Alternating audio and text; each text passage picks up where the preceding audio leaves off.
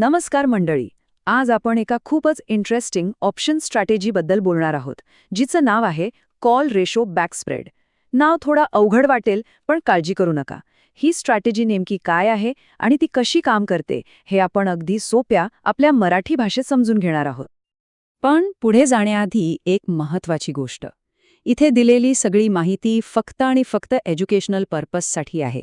कोणत्याही गुंतवणुकीचा निर्णय घेण्याआधी आपल्या फायनान्शियल ॲडवायझरचा सल्ला घेणं खूप महत्त्वाचं आहे. तर आज आपण काय काय बघणार आहोत. सगळ्यात आधी ही स्ट्रॅटेजी म्हणजे नेमकं काय ते समजून घेऊ. मग ती बनवायची कशी, त्यानंतर एक मस्त उदाहरण घेऊ आणि मग वेगवेगळ्या परिस्थितीत काय होतं हे पाहून शेवटी नफा तोट्याचं गणित मांडू. चला तर मग. चला सुरू करूया पहिल्या भागापासून. ही स्ट्रॅटेजी आहे तरी काय? तर कॉल रेशो बॅकस्प्रेड ही एक अशी ऑप्शन स्ट्रॅटेजी आहे जी 3 लेग्स वापरून बनवली जाते. ही कधी वापरायची? जेव्हा आपल्याला वाटतं की मार्केट थोडं थोडं नाही तर एकदम रॉकेटसारखं वर जाणार आहे, म्हणजे आपला व्ह्यू हा व्हेरी बुलिश आहे, एका मोठ्या तेजीचा आहे. आता इथं खरी गंमत आहे. बघा, मार्केट आपल्या अपेक्षेप्रमाणे वर गेलं तर अनलिमिटेड प्रॉफिट, आणि आश्चर्याची गोष्ट म्हणजे जर मार्केट खाली गेलं तरी आपल्याला लिमिटेड प्रॉफिट होतो. हो, बरोबर ऐकलं. तोटा फक्त एकाच कंडिशनमध्ये होतो, जर मार्केट एका छोट्या रेंजमध्येच अडकून राहिलं. ओके, मग आता हे कळलंय की ही काय आहे, पण ती बनवायची कशी? चला बघूया. हे अगदी सोपं आहे. फक्त 3 स्टेप्स आहेत. पहिलं, एक in the money ITM call option विकायचं आहे. दुसरं, 2 out of the money OTM call options विकत घ्यायचे आहेत. आणि सगळ्यात महत्त्वाचं, हा 2:1 चा रेशो लक्षात ठेवायचा. 1 विकायचा, 2 घ्यायचे. सिंपल. चला, नुसतं बोलून काय होणार, आपण एक खरं-खुरं उदाहरण घेऊया, म्हणजे सगळं अगदी स्पष्ट होईल. समजा निफ्टी आहे 25,000 वर आणि आपला अंदाज आहे की मार्केट इथून खूप वर जाणार आहे. तर आपण काय करणार? आपण 25,000चा एक कॉल विकणार, ज्याचं प्रीमियम आपल्याला मिळते ₹200. आणि त्याचवेळी थोडं लांबचा, म्हणजे 25,200चा स्ट्राईक असलेले 2 कॉल्स आपण विकत घेणार. त्यासाठी प्रत्येकी ₹90 म्हणजे एकूण ₹180 आपल्याला द्यावे लागतील. आता बघा, काय झालं, ₹200 खिशात आले आणि ₹180 खिशातून गेले. म्हणजे काय, तर ₹20 आपल्याकडे शिल्लक राहिले. हो, ही एक क्रेडिट स्ट्रॅटेजी आहे. म्हणजे ट्रेड सुरू करतानाच आपल्या अकाउंटमध्ये पैसे जमा होतात. ठीक आहे, ट्रेड तर घेतला, पण आता खरा खेळ सुरू होतो एक्सपायरीच्या दिवशी. चला, वेगवेगळ्या शक्यता बघूया की मार्केट कुठे गेलं तर काय होईल. चला, सगळ्यात पहिला आणि आपला आवडता सिनारिओ. समजा आपला अंदाज खरा ठरला आणि मार्केटने मोठी उडी घेतली, 25,500 वर जाऊन बंद झालं.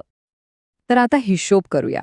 जो कॉल आपण विकला होता 25,000चा, त्यात आपल्याला ₹300 तोटा होईल, कारण प्रीमियम 200 मिळालं होतं, पण त्याची किंमत 500 झाली. पण जे 2 कॉल्स आपण विकत घेतले होते, त्यात मात्र आपल्याला ₹420 मोठा फायदा होईल. मग नेट काय झालं? 420चा फायदा वजा 300चा तोटा, म्हणजे आपल्याला ₹120 निव्वळ नफा झाला. बघितलं? तेजीचा अंदाज कसा कामाला आला. आता दुसरी शक्यता. समजा मार्केट कुठेच गेलं नाही, एकदम शांत राहिलं आणि 25,000वरच एक्सपायर झालं. अशावेळी काय होईल? आपण विकलेला आणि घेतलेले सगळेच ऑप्शन्स वर्थलेस एक्सपायर होतील, म्हणजे त्यांची किंमत 0 होईल. मग काय, विकलेल्या कॉलचे पूर्ण ₹200 आपले झाले आणि खरेदी केलेल्या कॉल्सचे ₹180 गेले. म्हणजे सुरुवातीला जे ₹20 क्रेडिट मिळालं होतं, तोच आपला नफा. कमाल आहे ना? आता एक अशी लेव्हल बघूया जिथे ना नफा होतो ना तोटा. यालाच आपण ब्रेक इव्हन पॉइंट म्हणतो. समजा मार्केट 25,020 वर बंद झालं. इथे काय होतं बघा, विकलेल्या कॉलमध्ये आपल्याला ₹180 उरतात, कारण ₹20ची इंट्रिन्सिक व्हॅल्यू द्यावी लागेल. आणि आपण जे ₹180 दिले होते खरेदी केलेल्या कॉलसाठी, ते पूर्ण जातात. म्हणजे +180 आणि -180 झालं 0. हा आहे आपला खालच्या बाजूचा ब्रेक इव्हन. आता तो पॉइंट बघूया जिथे आपल्याला सगळ्यात जास्त तोटा होतो. हे तेव्हा होतं जेव्हा मार्केट बरोबर आपण विकत घेतलेल्या स्ट्राईकवर, म्हणजे 25,200 वर बंद होतं. इथे गणित थोडं वेगळं आहे.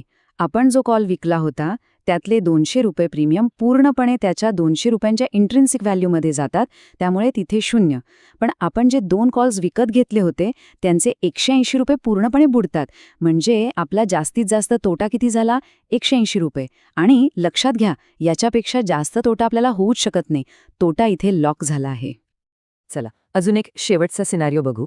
समजा मार्केट मॅक्स लॉस पॉईंटच्या पुढे गेलं आणि 25,290 वर बंद झालं. या केसमध्ये विकलेल्या कॉलमध्ये 90 रुपयांचा तोटा होईल. पण जे कॉल्स आपण विकत घेतले होते त्यातनं नफा ना तोटा, कारण त्यांची इंट्रिन्सिक व्हॅल्यू आणि प्रीमियम सारखंच आहे. तर आपला नेट तोटा किती राहिला? फक्त 90 रुपये. म्हणजे बघा, मार्केट 25,200च्या वर जायला लागल्यावर आपला तोटा कमी व्हायला लागतो आणि लवकरच आपण नफ्यात येतो. चला, तर मग आता या सगळ्याचा सार काढूया. नफा आणि तोट्याचं चित्र आतापर्यंत स्पष्ट झालं असेल. तर या सगळ्याचा अर्थ काय? अगदी सोपा. या स्ट्रॅटेजीमध्ये नफ्याला कोणतीही मर्यादा नाही. मार्केट जेवढं वर जाईल नफा तेवढा वाढतच राहील. पण तोटा, तो मात्र मर्यादित आहे. आणि आपल्याला ट्रेड घेण्याआधीच माहीत असतं की जास्तीत जास्त किती नुकसान होऊ शकतं. हाच या स्ट्रॅटेजीचा सगळ्यात मोठा प्लस पॉइंट आहे. तर ही आहे कॉल रेशिओ बॅकस्प्रेड स्ट्रॅटेजी. मर्यादित धोका, अमर्याद नफ्याची संधी आणि तोटा फक्त एका छोट्या रेंजमध्ये. आता विचार करण्यासारखा प्रश्न हा आहे की ही स्ट्रॅटेजी आपल्या ट्रेडिंग स्टाईलला आणि मार्केटबद्दलच्या आपल्या अंदाजाला सूट करते का? यावर नक्की विचार करा.